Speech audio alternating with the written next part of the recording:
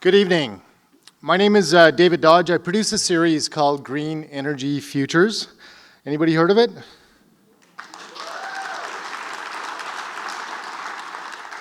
You're being kind. Thank you very much. 4 years ago, I set out on a journey because I was reading about alternative energy and some of the solutions that we need for some of these problems that we've been talking about, and I'd read about them in the media, and I was horrified by the level of the mythology and by the low level of the discussion. And so I set out on a journey, and I've spent the last 4 years traveling across Canada, finding the most inspiring projects, entrepreneurs, technologies, and people you could imagine in this space. So what I'm here to tell you about is how the stars are aligned. Ed had part of the puzzle. We've heard about part of the puzzle, and that's the political landscape. That has certainly changed since 4 years ago, but the technologies have changed. A lot has changed. And so that's what I'm here to share with you. So the first thing I'd like to tell you about that's going to change our energy future here in Alberta is solar. And you may know some of this, you may not know some of this, but I find this very surprising. So first let's start with a little quiz. You guys have to be quick because I only have 7 minutes. What kind of solar do you see here? Just blurt it out. Did somebody say PV? Thank you. And then somebody already got passive. That's excellent. That's a very good one. So this is a net zero house in Calgary, one of my favorites actually in all of Canada.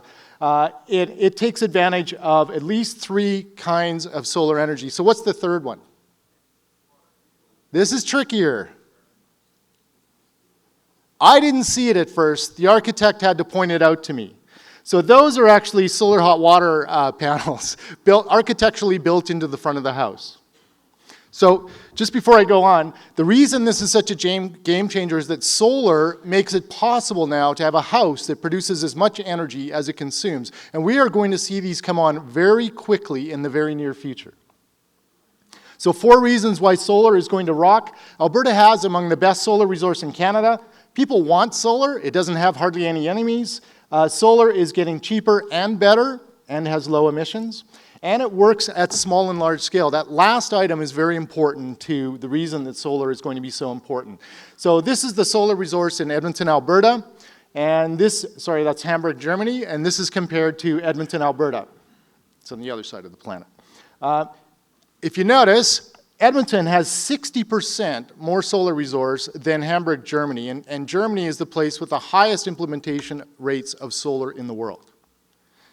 Our story begins here in, oh, that slide didn't work.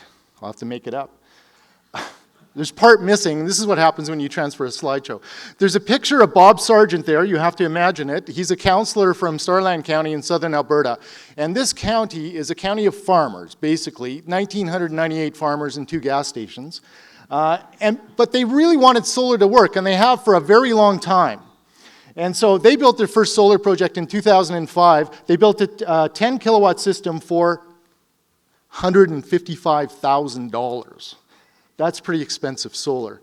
These guys weren't set back by that, so within 10 years later, they figured out ways of buying solar differently. The price of solar went down. That same system, not that same system, but another 10 kilowatt system was installed for $28,000 within a decade. That's how fast this thing is changing. This is my favorite graph in the solar world. The price of solar at the time of the oil crisis in 1977 was $77 a watt. That's just for the PV cells, the module. That's not to have it installed. Today, that same figure is somewhere between, say, 70 cents and 80 cents. So the price of solar, the hardware, has come down 100-fold since 1977. This, again, is tracking the price of installed solar. So if it costs you less than $1 a watt for the materials, how much does it cost you to get it on your roof? You can see the price, how it's declined over time quite dramatically and how the installations have gone up. This is the projection of the CEO of First Solar and a number of other folks. They're predicting that solar will be $1 a watt installed within the decade.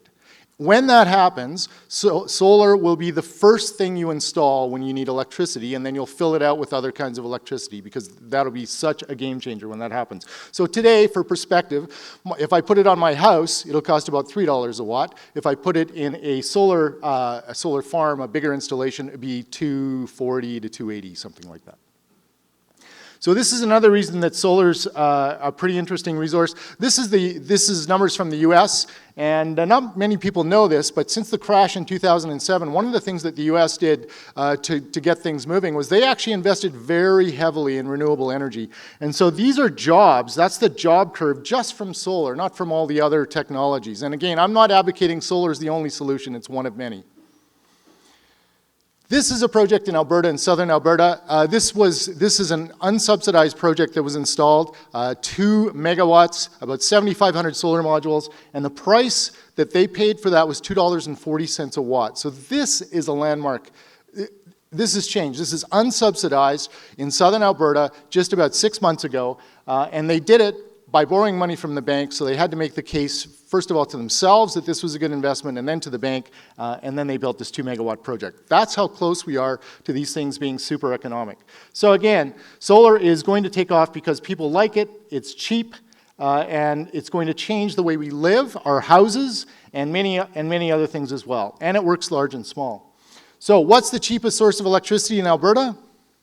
In 2013, I'm not going to use the last couple of years because they're chaos in Alberta, the electricity market.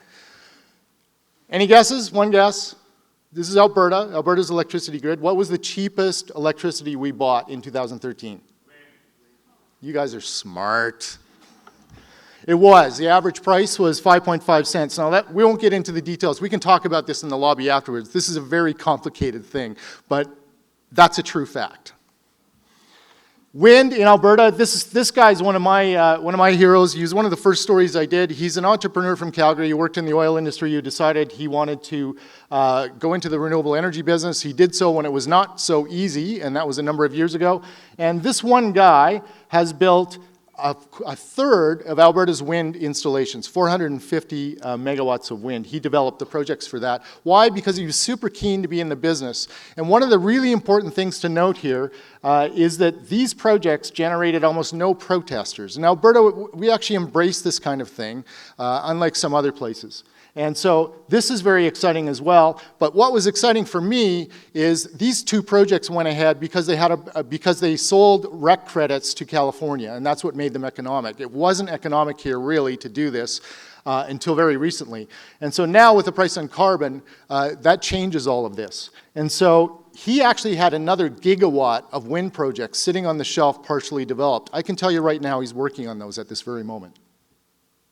So in Alberta, if you look at the goals that Ed was talking about, I estimate we're going to need about 4 to 6 gigawatts of wind and a gigawatt of solar by 2030. That will change everything, I can tell you right now. And if you add those to Saskatchewan's goals, we will have industries. This is probably the first real economic diversification opportunity we've had because it has real scale. And so that's what gets me excited about this. Not only will we get clean energy, we will get true diversification out of this. So just quickly, I'm just about done. So the other things you will see a little bit of is biomass. Alberta has excellent biomass and already has some excellent biomass projects. You will see biogas as well, and I just learned about another project in the Greenroom before I came up here. But so far, we've had about 3 of these in Alberta. In Germany, there's 5,000 of these. This is a really great solution, not so much for the energy, but it's a terrific environmental solution for farmers, for for municipalities, for a whole bunch of other things.